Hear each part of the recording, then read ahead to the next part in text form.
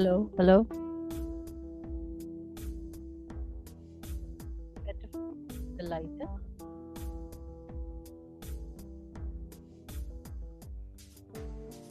No, let's have the light, and then if there's anybody, they can just send a message saying they will. So, Jai Bhim, and hello to all of you.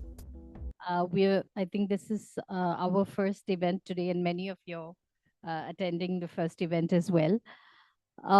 We are at very difficult times.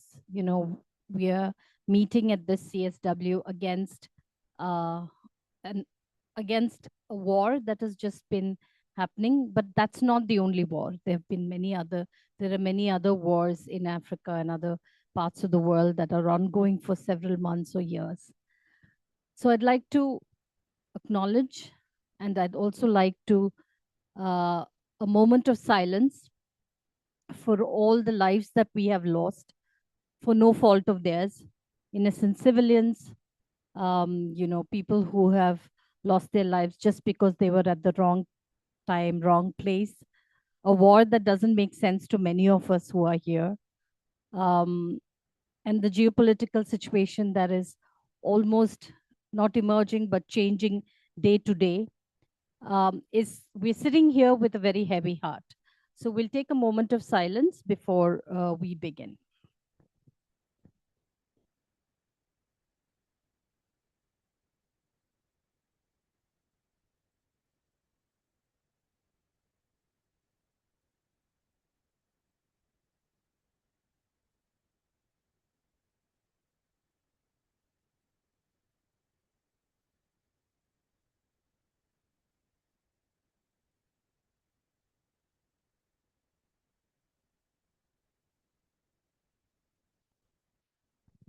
Thank you. Um, I'd also like to say that we were supposed to have so many more of a delegation, part of a delegation here, and they had not come here today because of visa issues, because of flight cancellations. So that's why we try to have this online hybrid mode where some of them could join us. So we're sorry about that. We're sorry to miss many of your colleagues, many of all of our colleagues who should have been here with us. Also, we just celebrated the International Women's Day. I don't know how much of a celebration it is for us, but we need to continue to celebrate nevertheless, despite all the issues. Having said that, today we are here at a panel that has been very well thought of and put together by the Global Forum of Communities Discriminated on Work and Dissent. I'd introduce myself. My name is Beena Palikal, and I'm with the Asia Dalit Rights Forum. And I have four fantastic panelists who have joined me today. On my right is Abhirami Jyotishwaran, who is the General Secretary of the All India Dalit Mahila Adhikar Manch, which is a Dalit women's rights organization based out of Delhi and working in the whole of India. Then we have on my extreme right, Queen Bissing, who is the Africa UN Policy Officer for the Global Forum of Communities Discriminated on Work and Dissent. And on my left is Simona Toroskoy, who is from the Roma community and also leading the UN and EU work in Geneva and Europe, and also part of the Global Forum of Communities Discriminated on Work and Dissent, but also representing Ergo, which is one of the largest Roma collectives in Europe. So fantastic lineup of panelists, and I'm waiting to, just as much as all of you, I'm waiting to hear from them as well. We're looking at local governance and how at the local level, what are the rights that we have or don't have.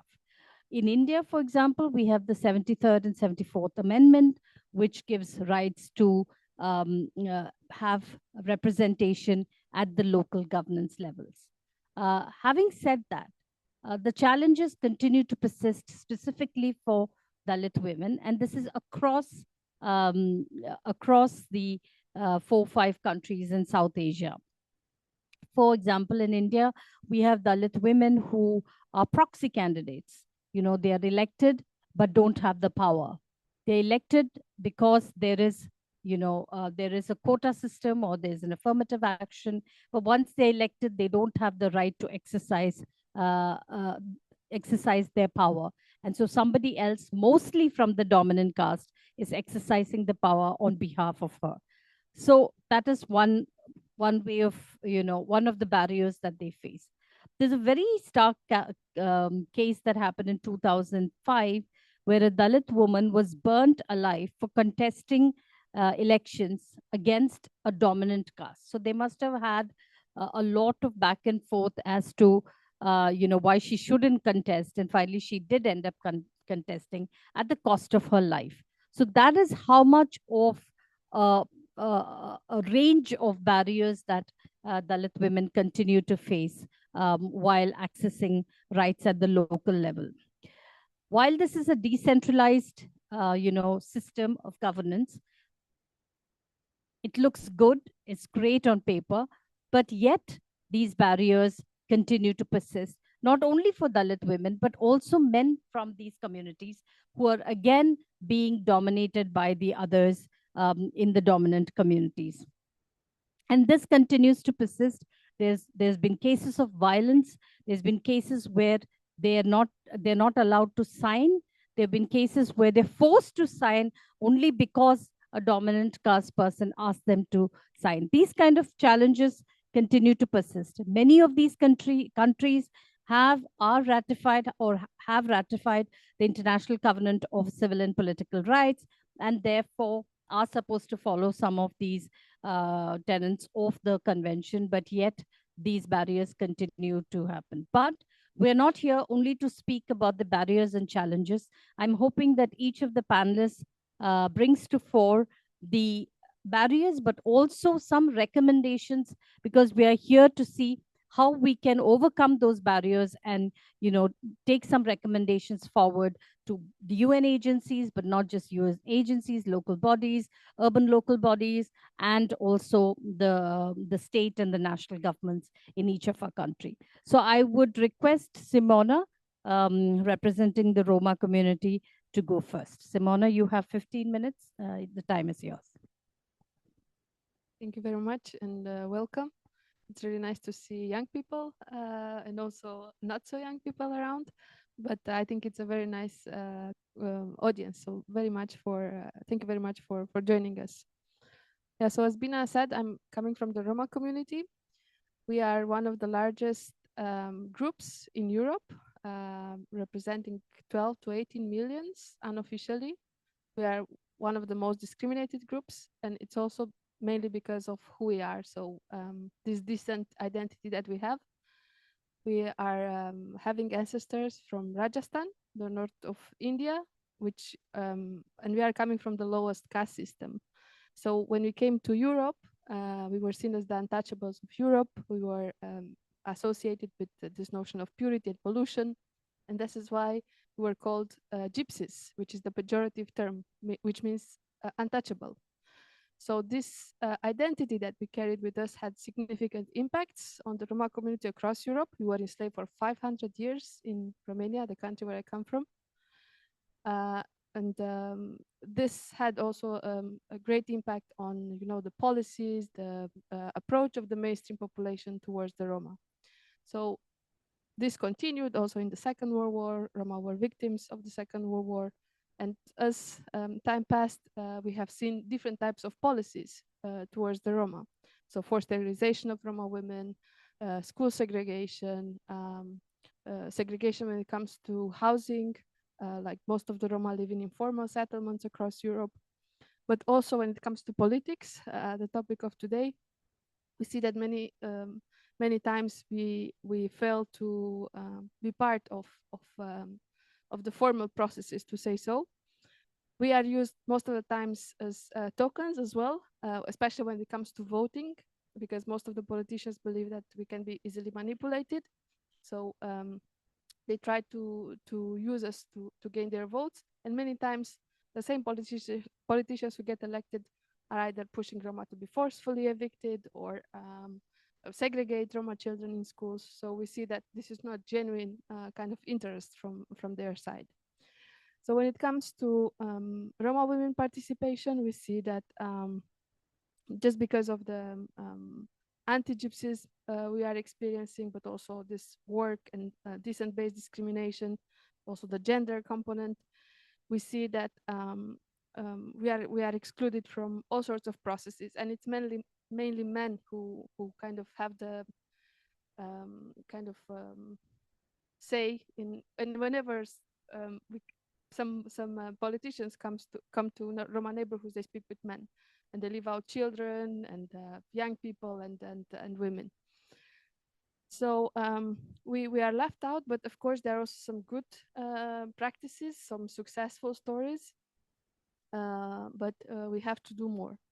So it's very important to kind of acknowledge how the exclusion of Roma women from political and administrative roles perpetuates the systemic marginalization and discrimination that we are experiencing, but also our invisibility, because in the end, we start this invisibility from the local level, and then it comes even here at the UN, where we see that despite our kind of efforts and advocacy for more than 20 years, this form of discrimination has not been recognized, and it's affecting 270 million people worldwide, like Roma and Dalits and other communities. So it starts from the local level. So how do we deal with this invisibility in political spaces of Roma women? So I will try to bring a general overview of the political situation. So most of the Roma live in Central Eastern Europe, countries like Hungary, Romania, Slovakia, but a large population in Turkey. So Roma have been starting to establish political parties as a way to ensure their effective representation and political equity. And the idea was that these parties would better represent and articulate our identity-based interests. Yeah, so Roma-specific political parties. Nowadays, we still see that these Roma political parties are quite prominent, fewer than they were in the early 90s. But in the light of the social political context of their countries, the success of these parties is rather limited. Yeah, so just because these parties have been born solely on the ethnic affiliation, very little has been done when it comes to outcomes in election. And also there's little information about Roma parties entering into government or cabinet in a given electoral year.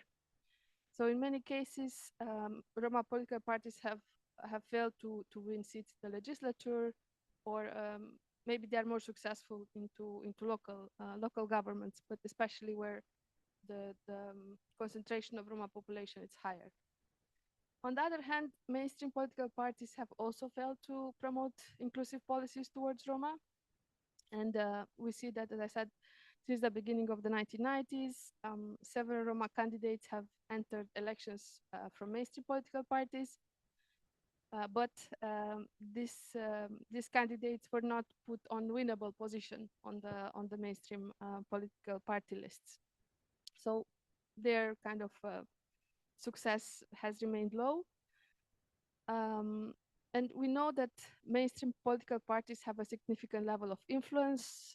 They can even co-opt Roma minority politics, and they can even weaken the realization of Roma rights, especially Roma women's rights. And across these Central Eastern European countries, we see that there have been several measures aimed at facilitating the political participation and representation of Roma. So there are reserved seats in the parliament, like in my country, Romania, but also Kosovo. But in Romania, for example, the same seat has been occupied by the same person for 30 years. So I think that says a lot about the real politics of representation here. Other countries have exceptions from certain requirements, or they even lower the threshold. Like in Montenegro, a small country in the Balkans, or countries like Hungary have a specific Roma self-government system. So Roma kind of have their kind of parallel system compared to the mainstream. So these measures indeed are something to be applauded, but they present, as I said, several weaknesses. I give the example of Romania. but also in Montenegro, the electoral law really discriminates against the Roma, because the electoral law states that national minorities should reach 0.7 of the valid votes. But in the case of other minority groups, this threshold has been lowered, but for the Roma not. So that's a clear case of discriminatory laws. So as I said, the effectiveness of these measures, of course, it's questionable. Some good practices.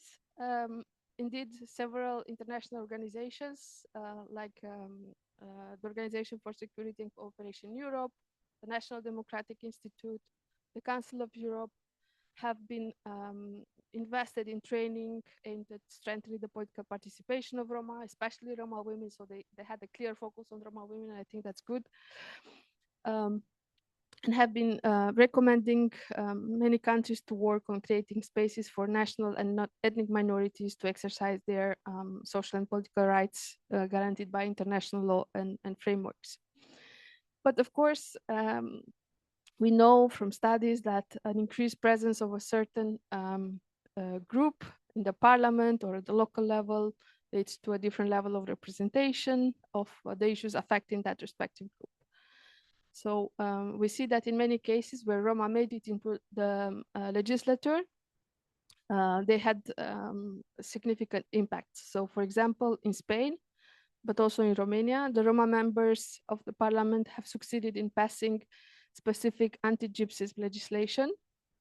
These candidates were part of the mainstream political parties, but they managed to do this.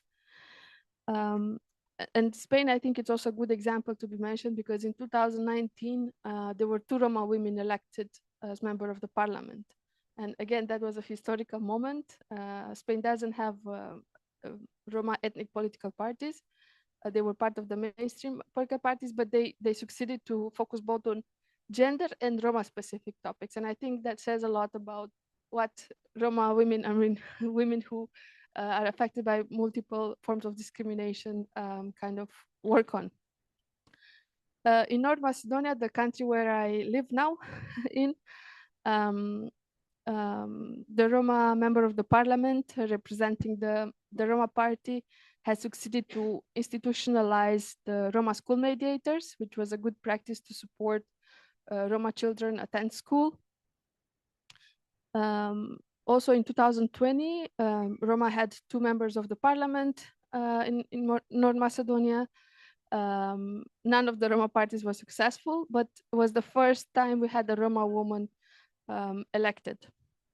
And then these are just isolated cases. Like if you are to kind of map the Roma political participation in Europe, it's going to be quite easy because there are not so many people. And I think last year, no, 2024 was the first time after 10 years or more that we didn't have a Roma representative in the European Parliament. So that, again, it's a systemic failure because the European Union has something called Roma inclusion and participation strategies. So this time, without the member of the parliament, we don't know how accountability measures are going to be implemented. So some specific recommendations when it comes to the situation of Roma women. I think it's very important to introduce mandatory gender quotas within political parties and electoral systems to ensure a minimum representation of women, specifically marginalized women such as the Roma. Also to create mentorship programs, pairing experienced female politicians with emerging Roma leaders to navigate political landscapes. I think young people like me would be very much supported by this type of mentorship programs, because we really need a boost to get the courage and the motivation to take this role from activism, let's say, to political representation. And the third recommendation, to encourage political parties to implement internal quotas for Roma representation and establish the so-called Roma wings or committees to ensure their active participation. We see that many political parties have youth-targeted kind of divisions. So I think having this specifically on Roma women would benefit the most. Yeah, so Of course, we'll continue to highlight the systemic injustices that Roma women are experiences, and we will keep on calling on governments and international partners to kind of take their commitments further. So thank you very much, and I look forward for your questions if you have any. Romania. Yes, thanks a lot, Simona. I think a lot of good recommendations have come out, specifically the youth and women and how we can have capacitation and early on, bring in the youth in political participation is quite interesting. And of course, there's a lot to do, but we need to keep pushing our agenda and the recommendations forward, both with the EU Parliament as well as with the UN agencies. So now I'll hand over the time to Abhirami, who will bring in the perspective of Dalit women. Thank you, Jai Bhim to all. So coming to the Dalit women situation in India, mainly for the millions of women in South Asia, if you want to speak, the India is also the country, the gender equality cannot be understood without confronting the caste system. The gender inequality cannot be understood. So the main thing is whenever we speak about equalities, the caste system plays a critical role, which hinders, which oppresses the women, mainly the Dalit community. Because of this, the oppression, they face triple kind of discrimination, caste, class, and gender. This triple oppression, they have been oppressed for so many years, for generations. So when the women, through the government of India, we got the reservation system, which has affirmation action for the local governance, 73rd, 74th amendment, it gives a hope for the Dalit women to be part of the political participation. So it's very important for us. I would like to state some of the stories from the ground, since we are working with this kind of issues. There is a woman, to make the easy, I would like to give her name as a Rose, so that everyone can connect to the name. So she is from a very backward village from one of our state, Bihar, and she was an agricultural labor. She has been exploited because of she's illiterate, she's unable to do much more, and she lives in a segregated housing. So the caste system clearly says where the people has to live and what kind of labor they have to do, and what is whose leadership can be promoted and whose leadership can be restricted. So it clearly gives a structural discrimination and oppression for the Dalit women. So when we speak about that, a Rose, a woman from this Dalit community who had an opportunity to be the minimum as a ward member. She's not even a leader of the local governance. She's one of the village level leader within the systems. So she got a lot of hope because her voice has not been heard by anybody because of this caste system. So she felt it's an opportunity for us to express her voice and take a decision. A decision-making power plays a critical role. Whoever, even a woman within the household or within the political phases, the decision-making power plays a critical role, decides her leadership. So she thought it is an opportunity for us to do much more to the community from where she belongs to. So with this hope, she enters. The first day she enters her office saying that she's going to make a change.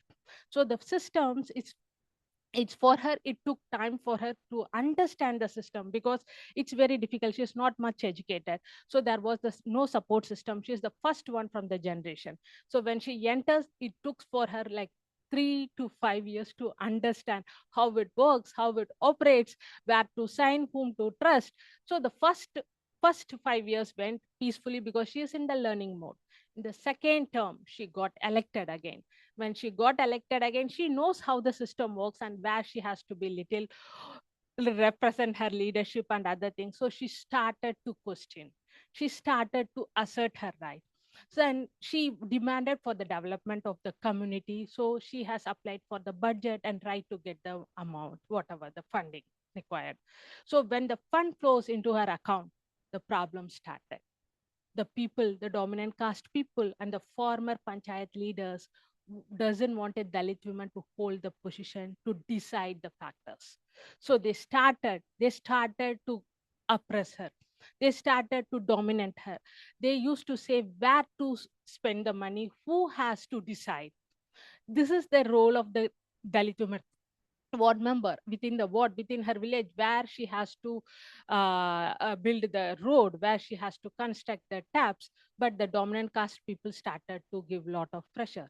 And also apart from that, the former leaders of the former panchayat who has not in power, they started to force her. They started to say, this is the community where you have to spend. It is not the road that has goes to the Dalit community. You have to build much more stronger for the non-Dalit community. So there were a lot of pressure from the dominant caste and also the former elected members. And apart from that, even within the system, the government officials, they have been forcing her. They have been giving a lot of pressure. They also expecting some kind of commissions so that the file moves and get the things done so easily. So it is very difficult for a woman who is not much educated, and also the first generation within the family, within who has come to the hope. So apart from this, now the system has become digitalized in India, everything becoming digital. So if you want to be, first, she's not much literate, and second, the digitalization, it also makes her more dependable. Whom to depend, how to be. The official says they decides where she has to sign the electronic signature. So these are the systems how the Dalit women has been facing oppression. When they assert their rights, they also face false cases. So these women, when she said first time they have been threatened, second time she has been abused, third time she has been physically attacked, which led to the breaking of her fracture in her right hand. So the structural discrimination, we have seen the pattern.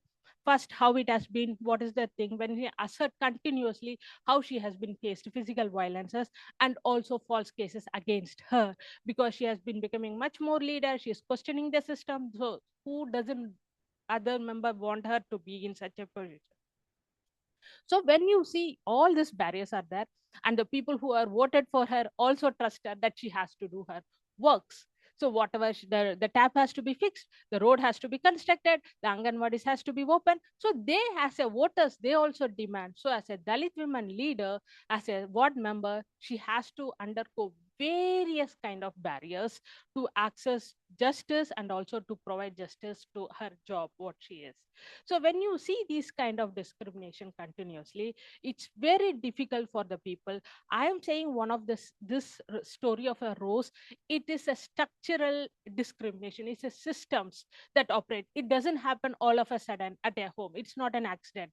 It is the barriers she has been faced for generation after generation, and it clearly gives what kind of decision she has to make, whom she has to approach. And apart from this, I would also like to speak about the, apart from the barriers, this, at least she has been elected, she is doing some work. But whenever there are so many incidents in India where the Dalit women are not even given opportunity to contest the election before registering their applications, they have been faced a lot of discrimination, various offenses, violences that they face. And apart from that, I would also like to say, when they contest the election, before the day of election or after following the day, there are a lot of violences. So this discourages the people. Even the attempt to rape is also one of the various mechanisms so that the women get frightened and she doesn't contest the election. So these kind of violences are much more increasing in the country, in India, so that we could able to see the, whenever the women comes to power, they doesn't want to assert the right, because they know if they assert the right, what kind of violences that they have to face. So the proxy candidates are increasing. Someone decides for them, and they just sign the signatures, checks and outs, so that it is the decision made by others. So we keep all this situation in thing. I would like to give the recommendation. It is very important for the national, in a global level, like the UN and the member state, to recognize the discrimination and various violences that the Dalit women who face because of this existing caste system, and they have to give a right to protect their people, because the protection is the main. If I become the leader today, when this gives an example for others to motivate, that the younger generation will get into the things. But when it is no protection, and this kind of authority leads to various kinds of violations, so the protection is very important thing. And also we see the leadership has to be developed. So it is not only that if I face any violences, I shouldn't be quiet, I should able to resist and come out. So consistent leadership also should be provided for the Dalit women. Apart from that, budget allocation and other kind of protection is also needed, so she knows where to invest, what to do for the benefit of the community, and get the things done. So I feel it is very important for this to, and also gives a national level, government has to move beyond symbolic representation. It's not just like for namesake keeping a women on the table. It should be, it is the leadership will be executed exercise when her own will comes, and she able to make the decision making. So we feel that the real authority, the institutional support and protection from all kind of harassment and corruptions. We also demand they include transparent administration procedures should be there, and accountability of officials, regular capacity program should be given, and the official whoever do kind of various problems should be made accountable. So representation open the door, but we demand justice, equality, and real power to be the real decision makers. Jai Bhim.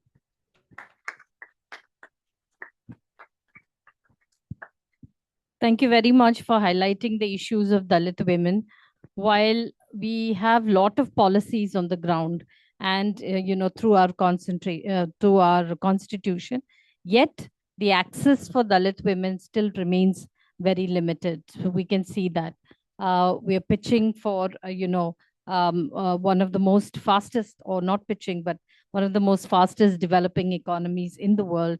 Yet the rights for Dalit women are very limited. I would now like to move from India to Queen. Queen will bring in and highlight the issues of women from the communities discriminated on work and descent from Africa. Thank you, Bina. Dear colleagues, women, girls, and fellow sisters, while we gather here in the context of the CSW 70 to discuss about gender equality and women leadership, we must also think and address those women remaining systematically invisible in the governance system. Across Africa, women belonging to these communities discriminated by work and descent, often described as caste-like exclusion, face deeply entrenched barriers to participating in public life and decision-making. These communities are groups from the Osu in Nigeria, not like the Roma in Europe, like this is the name well known in Europe, Roma or Gypsy. And when you go to South Asia, you hear about the Dalit. But in Africa, the group are very diverse. We have the Osu in Nigeria. We have the Aratin women in Mauritania. We have the Gaboye in Ethiopia. We have the Ada and the Kayaye in Ghana, and many of these other groups in the Sahel region, and even in the Arab African countries known as the Swashi, and other marginalized group whose social status has been defined or shaped by inherited occupation and social hierarchies. For women from these communities, exclusion operates at the intersection of gender inequality, caste-based discrimination, and economic marginalization. And most often, the voices are not included in local government spaces where the decisions affecting their lives are being daily discussed. Simona and Abirami shared some good practices and even the efforts that women from Roma and South Asia are trying, though the barriers are still very visible. But in Africa, till date, we haven't even identified a figure of such a woman that could even try her best before facing this barrier, like trying to get into entrepreneurship and even doing businesses, because the social barriers and systems are very, very, very different. I would like to share some of them. Firstly, the social stigma and entrenched hierarchies remain a major barrier. Deep-rooted cultural perceptions often label these communities as inferior, limiting women's acceptance in leadership roles within the local councils, community committees, or traditional governance system. Whatever the decision, whatever the role, even the least role will never be given to women from these communities. The limited access to education and civic information.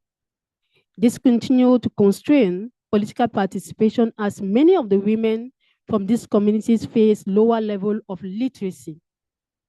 They don't have access to education and fewer opportunities for civic education, which restrict the ability to understand government processes and advocate for the rights. Without education, they will not even understand what they can demand for. The economic marginalization further reinforces the exclusion. They are frequently confined to low paid or stigmatized occupation, leaving little time, resources, or mobility to engage in local policies and community leadership. The work to do are menial jobs, all the jobs that no one wants to pick, they pick it, and they are so busy in doing those jobs to feed their families that they don't even get interested in the political processes. The policy invisibility remains also a critical challenge. Why many of these African countries have committed to gender equality, descent-based discrimination, rarely acknowledges in national laws, gender policies, or government frameworks. Without recognizing the specific challenges faced by these women, it remains largely unaddressed. But why does this matter for local governments? Local governance is often the closest level of decision-making to these communities, shaping policies on land access, education, health services, and local development. When women from marginalized communities are excluded from these spaces, their needs and priorities are rarely reflected in policies and development programs. However, when these women are able to participate meaningfully, they bring unique knowledge, lived experiences, and communities' perspective that can strengthen inclusive governance and social coherence. I will want to share some key pathways as recommendations in line with the global commitment to gender equality and inclusive governance. We need to take several actions, or several actions need to be taken, most especially by the government, to recognize and address discrimination based by work and descent within national anti-discrimination and gender equality frameworks. There is a need to strengthen opportunities for these marginalized women, though educated or not educated, through civic education, leadership training, and mentorship programs that support their participation in governance processes. Local governance institutions must become more inclusive. This can be achieved through participatory mechanisms, gender-sensitive policies, and representation measures that ensure these marginalized women are not excluded from decision-making, even if they are not interested because of the education they have. Supporting grassroots women's movement is very essential. Community-based organizations, like those for most of us, should play a critical role in empowering these women, building collective advocacy, and challenging discriminatory social norms. It is important to also improve data and visibility. It is a key component. Disaggregated data and research on descent-based discrimination can help policymakers design more targeted, affecting inclusion strategies. I will love to conclude by saying achieving equality requires that we address not only gender discrimination, but also the structural system that intersects with it, including discrimination based by work and descent. As discussed during this commission, women continue to shape global commitment. It is essential that women from these communities historically excluded are recognized not only as beneficiaries of policies, but as leaders, decision makers, and agents of change. Ensuring their meaningful participation in local government is fundamental to building a more just, inclusive, and democratic society across Africa. Thank you. Thank you very much, Queen, and thank you for those great recommendations. We have about maybe 15 minutes. I'd like to open the floor, and if anyone has any questions, and then we can ask them to respond and then give their final. So any questions? Yes, please. Can somebody pass this one?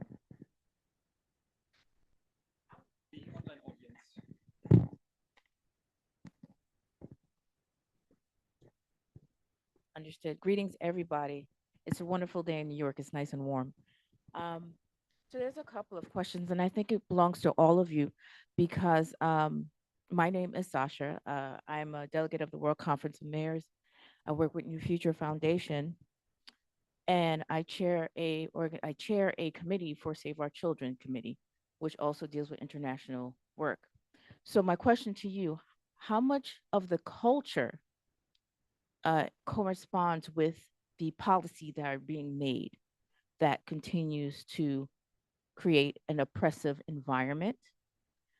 What is technology as far as algorithm and AI in consideration for a solution to then recognize data, demographics, and needs of the people, and education? And what are the roles that you recognize for the youth to be involved, which is the young adults and the children, especially in many cultures, the women are young adults. They start families early. So the responsibility of mothers are more grander at ages 16, 17, 18, and older, sometimes younger in cultures where families are started early, that they recognize how much they need to feed and cultivate their family. So their vision, like Queen said, is slightly different. They contribute more because they see more much earlier. So those are my 3 questions, and I would love to help everyone.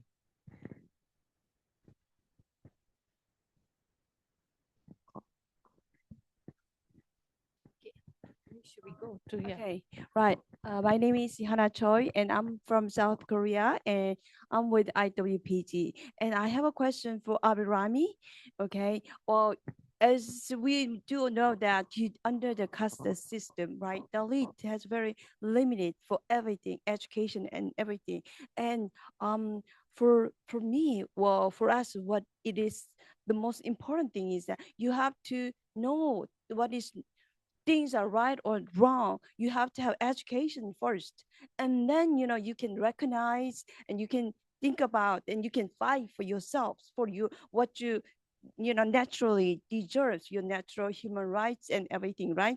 And how do you do you have any education system? How do you organize everything? And can you tell us about your organization, how many people, and is that national level of your education system?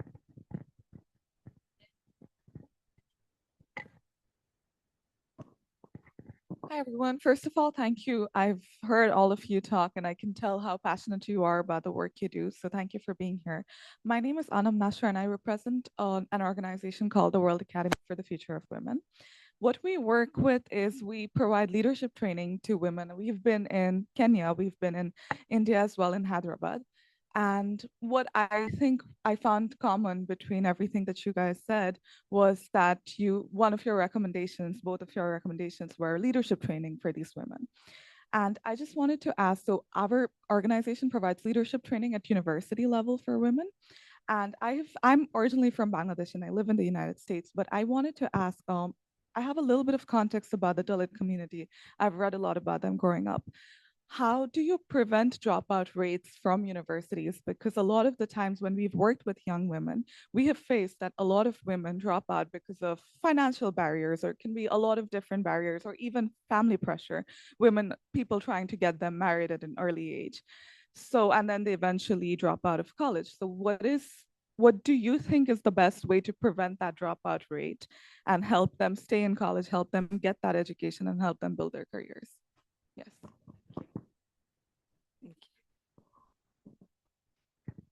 Amazing questions. Just wanted to add with the education piece here. My name is Maliha. I work with an organization called Teach for All. We are at the 60+ country network. And one thing that keeps coming to us, and the question that I also want to add is, does the current design of education that all these girls and women has really lets them participate in political decision making and leadership? And the way the access to that is designed, is it enabling, what is not enabling, and how that can be changed? And yeah, and what possibilities do you see for future? Thank you. Paul, Yeah, thank you very much. Thank you very much for the wonderful and very touching presentations that you have made. One question, and also for my own clarification, my name is Paul Divakar. I'm with the Global Forum of Communities Discriminated on Work and Dissent. While you were presenting, all of you have shared about hierarchies, social hierarchies, which are very similar. So I'm just wondering, is there a UN policy or a guidelines which addresses? I know about Dalits very clearly by its own. I heard about Roma, beginning to hear a lot more about an African situation where hierarchies are there. But is there a UN policy guidelines, and what is it that you feel UN needs to do? And of course, the civil society which is around to address these very, very critical but horrendous systems which exclude people because of their birth. Thank you. So maybe I'll request Abhirami to go first, and Queen, and then Simona. Yeah, thank you so much for all the questions on education. It's very important and we are all here representing from the community because of this education system that we accessed. We are able to raise our voice and we are sitting here. So it is because of education. It's very important for today's. And I feel the existing education system, it's not as different as what need to be, because the system, what they teach us, it doesn't look into the practicality, what is the existing, because the people doesn't recognize, they know the caste system exists, but when you talk to the education with the system, the children say it doesn't exist. But when we check with them, they used to say that even the surname from which community that they belongs to. So everyone has the identity. Even when you go to the small primary school, I would like to say my experience. It is a primary class where a second standard boy was made to sit separately during the government food system, the midday meal scheme. We used to say he used to sit separately and start eating. When I went to the school for look into the zero discrimination, how the discrimination, there is should not be any discrimination within the school system. When I entered that, my perspective gave me clear picture that he's sitting separately. But when I asked why he's sitting, he didn't respond anything. But the other children started to respond. No, he belongs to his parents do cleaning job, he eat non-vegetarian. So these are the system that exists. So when we go and ask to the teacher say no, as a no, it doesn't happen. He doesn't see people in a discriminatory way. But what that students are doing, they are unable to see with that perspective. So the education system, which is supposed to be much more proactive and need to bring the social justice, it is not actually happening. It is maybe a syllabus, it is just in a paper. When the people, the first page, the constitution, it starts with the constitution, equality, fraternity, justice, dignity, but it doesn't has been internalized either by the teacher or made to the student. So we demand the human rights education is very important for the people to bring this kind of changes in the system. And second, I would like to say, yeah, definitely there are increasing dropout, but this is not only because of the pressure by the parents or early marriage. It is also because of violences against Dalit girls and minor girls are increasing. So the system, the parents say this getting early marriage is a solution for them. They look this as a solution because they can't protect every day, because they have to go for a labor system. They are working as a laborer, they have to earn bread for the family, so both cannot sit and look protected to the children. So they see the protection is one of the way to get the children. Child marriage is one of the protection mechanism what they feel. Even if I am sitting in the village, I too will think like that, so that my children are protected, they are safe enough. So this is the system how it works here. And also other thing I would like to say about the education, the only in the primary level the people are all going into the primary education like LKG, UKG, first standard, but after fifth the drop of rate started to increase, because the school system is very difficult for the people to access, because it's very far away, it's not within the system, within their villages. Because of the caste system, the villager, the dominant caste area, the school is premises are there. So when the people for the minor girls to go without any protection to the system to access the education, it's very difficulty for them. And when they become eighth standard, definitely the dropout rates increases because of they attain the puberty and other things. So it very difficult for the people. So definitely as an organization we are started to work with adolescent girls. So we feel the leadership has to be provided, life skill education has to be provided.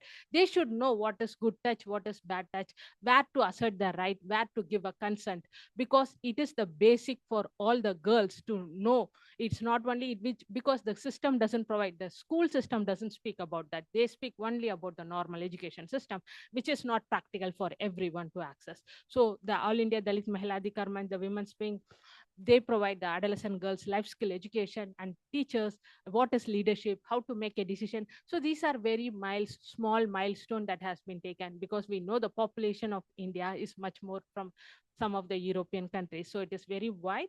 But we are growing, and there are so many other organizations also like-minded who are working with adolescent girls, so that they prevent child marriages, they promote education, so they access things. And prevention of violence is very important thing, because we know how it's difficult for each and everyone. Access to justice is very difficult. So in order to prevent that, prevention of violence, working with adolescent and the girls is very important, I think. Thank you. Thank you so much. I think I would just respond partly to sister from Future Foundation about introducing AI as a solution and youth training also. For the case of Africa, I will say I don't want to say it's so early to introduce AI, but we have started with digital divide. For example, already putting in place digital centers in these communities for these women and girls to have access to these centers where they can have digital literacy training. They can go online, at least to have their CVs to be updated and see how from there they can start applying for online jobs, and also getting to search for some online trainings through this digital to these digital centers. And also if we had time to discuss, we could also share about the fact that some of them don't even have identity cards. So these digital centers we have in Cameroon, for the case of Africa, gave these women and girls the opportunity to enroll, to have their identity cards and birth certificate. So far, this is what we are bringing as solution towards the communities, these digital centers. But with time, we are going to introduce AI, but for now, that is not yet done. And for the youth training leadership program, we have a program called the Right Experts, our organization, where we actually identify youth from these communities, have their capacity being built. They go through training programs such as what is human rights education, the African mechanisms, the UN system, and how to advocate. They become the voices of their communities, they become the change makers, and they go back to the community to actually create awareness about these issues and advocate at the local level and also the regional level. And also in Africa, I will not say that there is a particular education program designed for them, but in one way, we have introduced in the curricula the fact that in a classroom, children in the same class should know that they are equal, and that the neighbor or the peer that he recognizes as this person from the lower caste should not be the case. Like it is being introduced for them to regard their fellow friend as equal to them. But the design program particular to them officially is not yet, apart from civil society organization giving them a particular design program because of the fact that they are still very illiterate. So yes, this is what I could answer from the points I took. Maybe Simona will online. Someone yes, is online. There's a question online. Johannes, if you can read.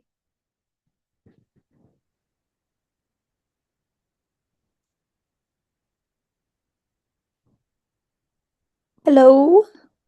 Oh. We can hear you well. Go ahead. Okay. Hi. I am just so incredibly inspired by every single one of you and your personal journey and your personal story. I just wanted to ask if you're willing to share a moment from your life that made you realize that I am the change maker in this situation. It's up to me to support my community. And also for people who are working with marginalized communities or girls, particularly from marginalized communities, what is one piece of advice that you'd give them? What is the change maker as you were? Thanks, Robin, for jumping in. But I will ask everyone to respond to that, and finally I'll respond. Before that, maybe Simona, what she's asked is, what do you think is a change that you have brought in? And for people who are working on marginalized communities, what is your advice?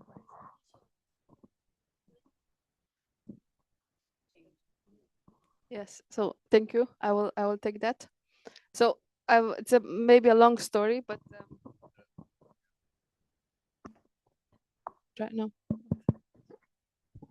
Yeah, so my journey started when I was in primary school, and I tried to become non-Roma. I was pretending I'm not Roma, and then one of my colleagues said, "You are Roma, so stop avoiding it because everybody knows you are Roma." So from that moment, I was a child at that time. But then when I was in my first year of university, the mayor of that city built a wall between the Roma and the non-Roma community. And that was the moment for me when I said, I have to embrace who I am and I have to fight for this. So we started organizing youth. We were young at that time. And we started making a big campaign. And we even went to the European Parliament to speak about this. So that was the moment that I felt like I cannot be silent anymore, because there are so many things happening to my community and I have the knowledge. I was privileged that I had access to education. So now it's my moment to do something. And I think from that moment onwards, I wanted to dedicate myself to the Roma cause. And I'm very happy that Queen has mentioned about the Rights Expert Program, because I was part of this Rights Expert Program of the Global Forum. And they have equipped me with all the tools and the knowledge I needed to make a change. And this is one example of how we made a change in few years. This is a policy brief that UN Women has launched last year, and I was the lead person to work with UN Women. I'm very proud to say it, that we managed to have a policy paper, was of the first type of paper we had, which is recognizing the type of discrimination we are experiencing as women from these communities. So I feel like the work that we do, and this is just my example, but over the last few years, we have brought more than 10 Roma women with the Global Forum. And last year, we had the first Roma woman to speak in a CSW official session. And I think it's not necessarily about the fact that she spoke, but what she spoke, that she brings the reality of her community from a small village in Bulgaria to this level, and she makes her voice heard. And that was, empowering moment for me, that I could bring also other people in. So I was in, but I could bring others, and we could do this. So I think that's the story. Thank you. Any other point? Anyone else? Any final? So I'll take the prerogative of being the moderator and try to close. Yes. Question.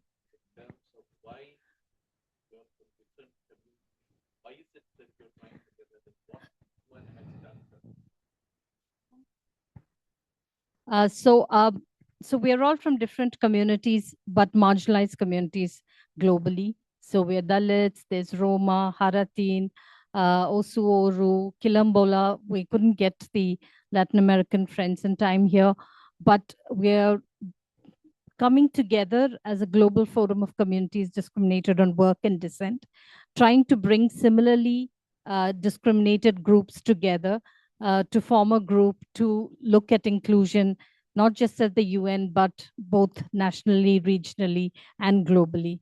And we're trying to see how, like, this is one policy brief that UN Women, please pick up. There are at the back on a chair, we've kept this, and some ribbons as well. Please pick it up on your way out.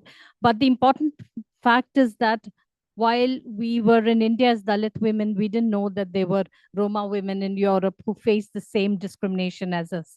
So one, it gives us strength, so collective strength to collectively mobilize our voices, both at the national, regional, and global. And for more information, we're all here. Please reach out to us and we can give you more information. But I'd just like to say two things and then I'd stop. That I think it is time to change the narrative. That when we look around ourselves and we see that men have ruled the world for so many years, we are at a point where there is no turning back. You know, we can only go forward. And I feel the way forward is to have women in power, is to ensure that we have women who are leading organizations, institutions, and countries, so that we don't end up in the situation that we are today, in wars, in civil wars, in wars that make no sense to people there, that just to fulfill certain egos, you know, or just to ensure that somebody's talking down to the other person so that they feel more powerful. I think we have to change that narrative. And to change that narrative is in our hands today. It is important to bring youth from different communities, train them, capacitate them so that they can be leaders. We're leaving a very, very, how do you say, very difficult world for the next gen.